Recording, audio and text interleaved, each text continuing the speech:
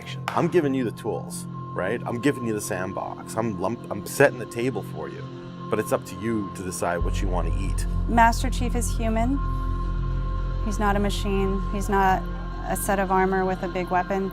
He's a human with resilience and courage. You know, and I was so looking forward to this moment because for Master Chief, you know, the stoic soldier, the man of few words, all that. But there was this progression, you know, in terms of his emotional side, even through the first 3 games. But this was going to be the great leap.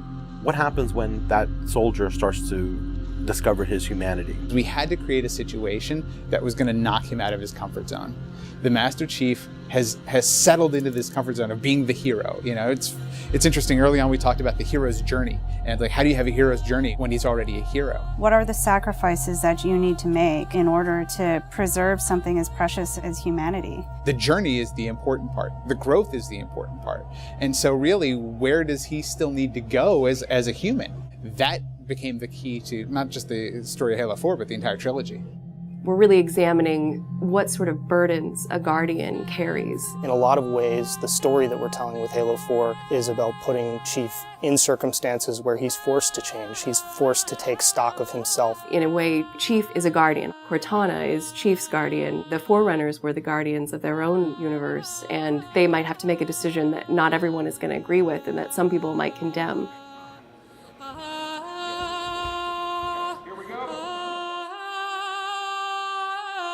It's almost like you're a little kid and you're just playing make-believe again. So you imagine everything. The table's here. The plinth for Cortana is here. There's a window here. Ready, go.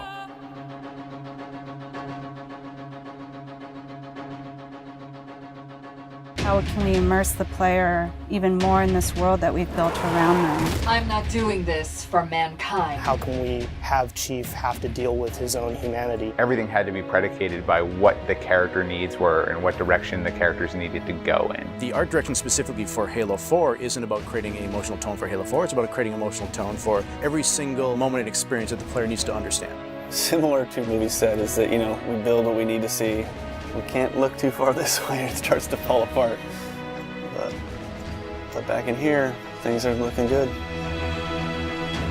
Film is like, I'm going to create something and it's going to be awesome and I'm going to polish it and I'm going to own it, but I'm going to share it with you, which is very different than game storytelling, which is I'm going to give you all the tools, I'm going to give you all the possibilities, and it's up to you to discover it. Answering questions and answering the directions that the narrative had already taken to find the path forward for us as we started to tell the story. We're always telling these huge, big stories. We've got Infinity, it's the biggest ship that has ever been launched.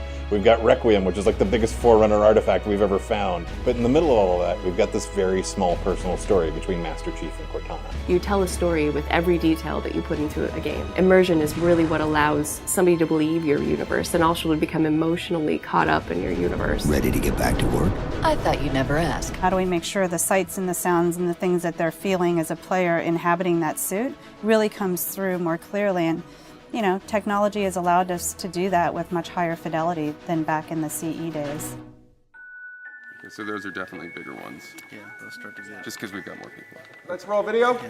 So this will be just video and audio only, no face, no mocap.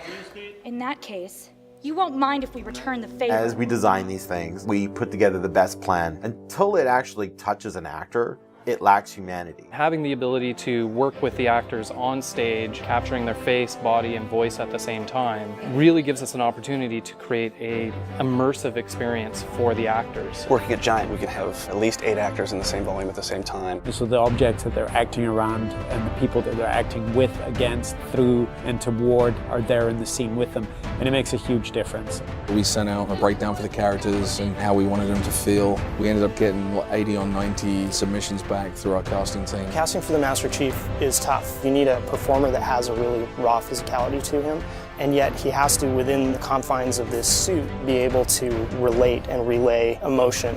I like to express myself. I freely do it. I wholly do it. I enjoy it.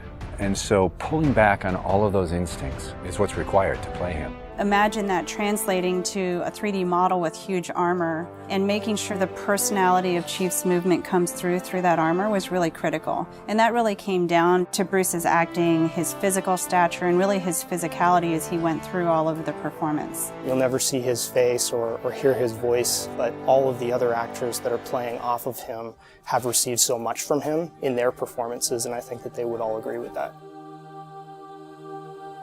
This is the low-res asset of Chief. We were afforded a little bit more budget since he's our hero. From the art process, storytelling is just about engaging the player. You don't have to answer any questions. You don't have to take them through a lot of loops of feeling. If the player is engaged, I think you've got the start.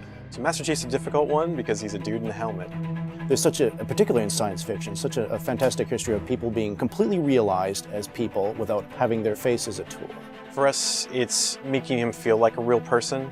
We have a nude male sculpt, and then from there we sculpt it on physically a tech suit. And on top of this, guys, when we spend time just doing all the details and trying to add some of that functionality, even little bits here and there like Braille, and this just reads 117. I think it's connected to having even more modern visual flow when it comes to his lines, his design, the way you follow the outline of Master Chief. Trying to put it into an area where it feels realistic, that it feels kind of tankish. What do you think of a tank? You think square, you think metal, there's some wear and tear on the edges. So those things we want to grab, put them on the Chief so it communicates that. The fingers are missing here on these. They have armor caps that come on, but he doesn't have armor caps on his trigger finger or thumb finger so that he could have more tactile sense when he's shooting and loading his weaponry. The last thing we just changed was his visor. His visor picks up the elements based on the room that he's in. We want to take every inch of the character to tell a story as much as we can. Above all, he still needs to connect to the player and they still need to understand him as being that character. It's somebody who's been very loved over the last 10 years.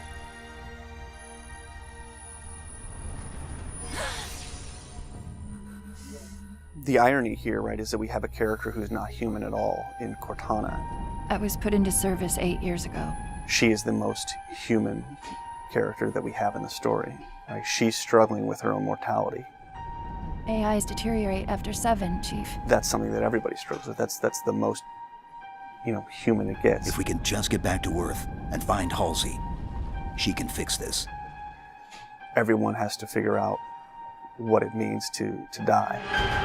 She's strong, she's convicted. She herself is going through a really difficult time in understanding the things that are happening to her. We were looking for somebody who really could bring just fire and stuff that's required for some of those sequences. We needed to make sure we found someone that had some innocence to her, but also could be very strong at the same time. If you imagine that you could have 20 emotions at one time, she has that. I will not allow you to leave this planet! She's really the heart of the game and the heart of Master Chief and explains what's going on and why it's a problem. I didn't mean to. I didn't mean to do that. Cortana is certainly our biggest human connection, I think, with the entire story. How can we see these subtle details in her facial structure? It's the Forerunner symbol for Reclaimer. So this is the baseline where we started from Cortana, and then we go through and tweak and modify, having all these different elements moving throughout her that make her feel alive constantly. We wanted to make it to where you could have code flow lines start from every digit from her toes to her hands, and then be able to flow all the way up into her head. What you experience is her taking care of you as a player from a gameplay perspective, but I think you also start to get a sense of how she takes care of the human side of Chief.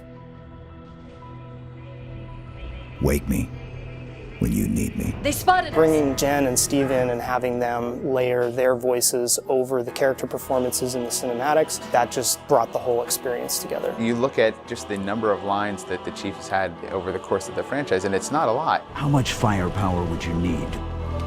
And yet people will immediately call you out on the Master Chief's voice being something very distinctive and important to them. The funny thing is that they've had this off-screen chemistry because they didn't actually meet until last year. Not only is this the first time they've ever sat together on a panel, this is the first time they've ever been in the same room or even met. So seeing them meet and seeing them have that chemistry in real life and seeing how they acted together in scenes, just felt like we just missed this opportunity for all these years to actually get them together and get something even more memorable and more exciting out of them. From the beginning, they were great choices for those characters. Steve has this very stoic personality that comes through in his few words. The same way Jen's voice is confident and it's strong, but it can also be playful.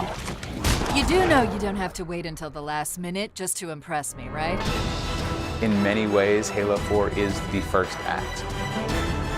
We want a player to be able to ask themselves what it is to be a hero. Is the sacrifice worth it? I often think of him as like Atlas, you know, like he's got the weight of the world on his shoulders all the time. Chief and Cortana are the same person, but she has always been the reflection of his humanity. People don't play Halo to watch a soap opera, and yet you don't want to just be kind of pulp. To me, it's a natural progression of this story, and it takes this relationship to the place it should go to.